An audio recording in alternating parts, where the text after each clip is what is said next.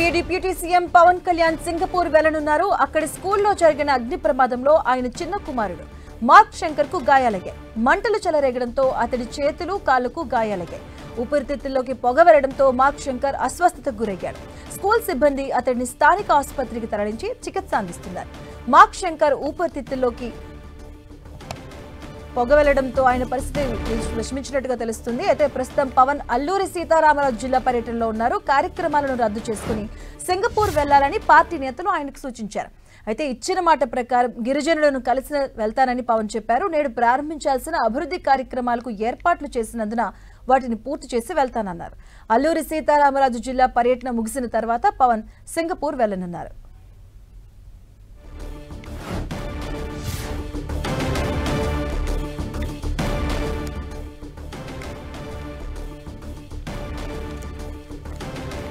AP deputy CM Pawan Kalyan Singapore వెళ్లబోతున్నారు. అక్కడి స్కూల్లో జరిగిన అగ్ని ప్రమాదంలో ఆయన చిన్న కుమారుడు మార్క్ శంకర్ కు గాయాలైనట్లుగా తెలుస్తోంది. మంటలు చెలరేగడంతో అతడి చేతులు కాళ్లకు గాయాలయ్యాయి. ఊపిరితిత్తుల్లోకి పొగ వెళ్లడంతో మార్క్ శంకర్ అస్వస్థతకు గురయ్యాడు. స్కూల్ సిబ్బంది అతడిని స్థానిక ఆసుపత్రికి తరలించి చికిత్స అందిస్తున్నారు. మార్క్ శంకర్ ఊపిరితిత్తుల్లోకి పొగ వెళ్లిపోవడంతో ఇబ్బందులకు గురైనట్లుగా సమాచారం. ఇదే అంశానికి సంబంధించిన పూర్తి అప్డేట్స్ మా కరెస్పాండెంట్ విక్రమ్ అందిస్తారు. Vikram, deputy CM Pawan Kalyan Visakhapatnam airport నుంచి సింగపూర్ చేరుకునేందుకు అధికారులు హుటాహుటిన ఏర్పాట్లు చేస్తున్నారు. ఈ మేరకు ప్రభుత్వం సంప్రదించి ప్రత్యేక విమానాన్ని సిద్ధం చేస్తున్నారు. కాసేపట్లోనే ఈ ప్రత్యేక విమానం సిద్ధమైన వెంటనే కూడా పవన్ కళ్యాణ్ విశాఖపట్నం ఎయిర్పోర్ట్ నుంచి సింగపూర్ పయనమవుతారు. అయితే ప్రస్తుతం ఆయన పర్యటన మన్యం జిల్లాలో కొనసాగుతుంది. అరకు ప్రాంతంలో ఉన్నటువంటి సుంకరమెట్ట ప్రాంతంలో ఉల్లెన్ ప్రాజెక్టుకు సంబంధించి ప్రారంభోత్సవం పవన్ కళ్యాణ్ ప్రారంభిస్తూ ఉన్నారు.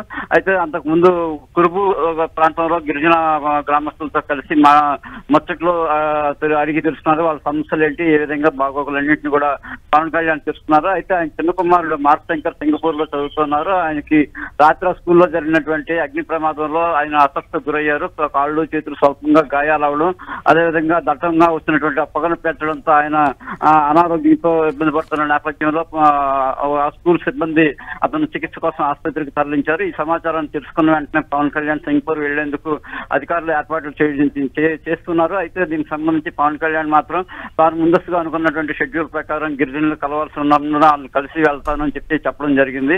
ఈ మేరకు కురుబు గ్రామంలో గ్రామస్తులు గిరిజనులతో ఆయన మాట్లాడారు. కాసేపట్లోనే ఇప్పుడు సొంతమెట్ట వద్ద ఉన్నటువంటి ఉడ్లెన్ ప్రాజెక్ట్ ను పవన్ కళ్యాణ్ ప్రారంభిస్తారు. ఆ తర్వాత నేరుగా మన్యం ప్రాంతం నుంచి విశాఖపట్నం ఎయిర్పోర్ట్ కి చేరుకుంటారు.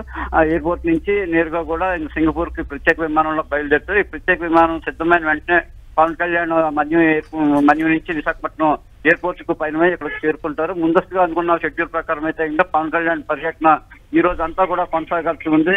విశాఖపట్నం ఏదైతే విశాఖపట్నం అదే గిరిజన ప్రాంతానికి సంబంధించి ఎకో ప్రాజెక్టుల మీద సమీక్ష చేయాల్సి ఉంది.